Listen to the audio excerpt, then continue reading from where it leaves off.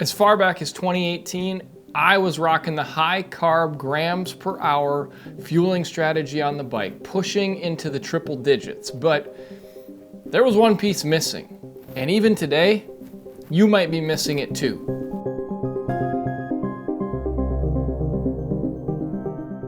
What's up everyone, my name is JP, and this month on The Stable Cyclist, it has been all about coaching and support on this channel. As we've talked to coaches Dylan Johnson and Adam Sabin, mental performance and therapist John Shirkey, and most recently, we talked with Charlotte Backus-Turner about psychology and nutrition. And all of those interviews can be found on this channel, as well as episodes that dig deeper into each aspect with each guest. Nothing that I'm going to tell you today is medical advice. It is just my story. I'm not a doctor. You shouldn't use this channel or this video to diagnose anything. Today we're going to talk about one of the major blind spots I had with on-bike nutrition for years and years. I have always been a pretty big nerd when it comes to on-bike performance, so when the research started coming out in 2017 and a little bit earlier that riders were successfully taking in 80 to 100 grams of carbs per hour, I started messing around with it too. In May of 2018, the day after Chris Froome's epic raid on the Giro d'Italia, I won the Badlands Gravel Battle, fueling on roughly the same amount of grams per hour as Froome's famous ride. But my performances were unpredictable, especially if the weather was hot. As much as I'd win one race, I might turn around and be crushed by cramps, despite having better fitness a month later. My training would be great, and my nutrition plan seemed sound, but some days I'd completely crack, and other days I wouldn't. And no matter how well I fueled, I would always be so fatigued, and I would sleep so poorly. And then I would go at it again. In 2019 at the Mahache 100, it ate me alive in temperatures that sat around 110 degrees for 5 hours that day.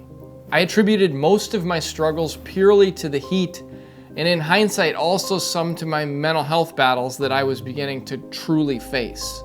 Around 2020, companies started to come out with products featuring a high sodium concentration. And the sodium values seemed, to be honest, insane, because they all landed somewhere in the 800 to 1,000 grams of sodium per bottle per hour. I didn't think much of it at the time. Partly, I was trying to get my own life back in order after being diagnosed with bipolar, but also I thought it was hype.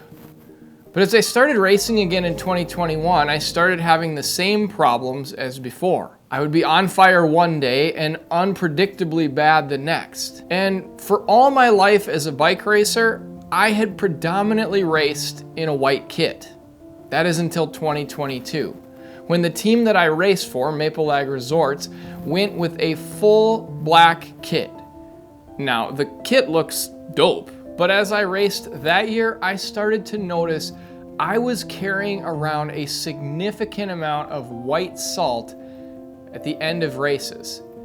And I started to notice only because I had the black kit on. It had never been visible on all the white kits I had worn in the past. I was leaking salt most days on the bike like I was the Morton Salt logo. There's electrolytes, magnesium, potassium, those are important.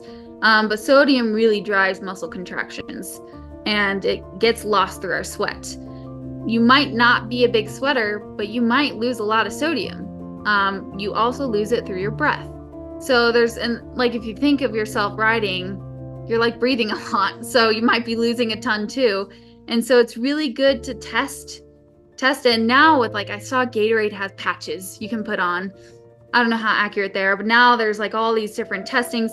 I did a camp with Alan Lim, and he did the OG, patch, see how much. And I'm not really a sweater. And so I was like, I don't need that much. I ended up needing about 1,000 milligrams per hour. Yeah. Which is everyone's like, oh my gosh, it's a daily value. But again, this is where I think the nutrition of the outside sedentary world comes in and kind of blends into the cycling, where it's oh, no, don't. Sodium's bad for you. Where it's, again, if we want to perform and we're performing, we have to fuel that performance, not just food, but nutritionally or with hydrationally too. In the spring of 2023, Flow Formulas came on board as a sponsor for me and this channel, and one of the things I noticed was that they carried a high sodium mix. Now, more out of curiosity than anything, I threw one of these bags into my order. And the first weekend after my box of goodies arrived from Flow, I went out on a 4-hour ride with 4 bottles of this high sodium mix with roughly 90 grams of carbs per bottle. I didn't take any more food or water, just those bottles. 4 hours later, I wondered if there were drugs in my bottle because my power had never dropped off and I never felt fatigued.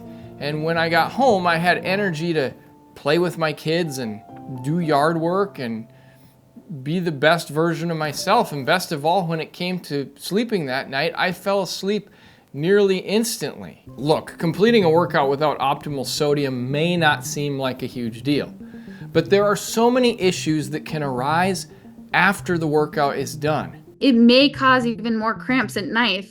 I know a lot of people have like restless leg syndrome, where they like are cramping in the middle of the night, and so that means they might have not done enough sodium during the ride. You could do sodium throughout the day, but during the ride is where it really, really matters. And it also helps with the recovery process. Yeah. If you've looked at some of the recovery, and there's this glorious like 4-to-1 ratio, which is super important right after your ride. But there's also sodium in there because you have to replenish what you have lost so your body can be like, okay, let's keep building and make tomorrow better. There are numerous studies like this one by Vitiello, Prinz, and Halter that showed going to bed with depleted sodium levels can result in disturbances in your sympathetic nervous system, decreased REM sleep, and changes in your regular sleep patterns. Since 2020, when I was diagnosed with bipolar disorder, sleep is the #1 priority in my life. I will protect it at all costs. And like I said earlier, my sleep had remained erratic on training days. But once I got the sodium dialed in 2023, my sleep patterns smoothed out dramatically, especially on nights after big training block rides. Even if you aren't battling a mental health disorder, sleep quality should be #1 on the list for nearly everyone when looking at ways to enhance performance and even just quality of life on a daily basis. And so I'd recommend taking a look at your sodium intake during your workouts. There are a lot of companies that make high sodium products for during exercise. If you're a Flow user and you want to try their products out, you can use the code JohnPeter15 at checkout for a discount, but use whatever you want. If you want to go to real deep dive, companies like Precision Hydration offer sweat analysis testing, and you can likely find a location near you where testing is offered. But regardless, you should get the magnifying glass out and look over your sodium input during workouts, because it's a metric that could be affecting your recovery, your sleep, and your long-term responses to training. As with everything this month, the purpose has been to better support what you do every single day, whether that's training or working with your mental health or mental performance or managing your nutrition. You deserve to operate at your best, and if you aren't, don't worry, I will keep offering content to help move you closer to being your best version. Have an amazing day. And more important than that, more important than anything you've heard me say all month, remember, you are loved.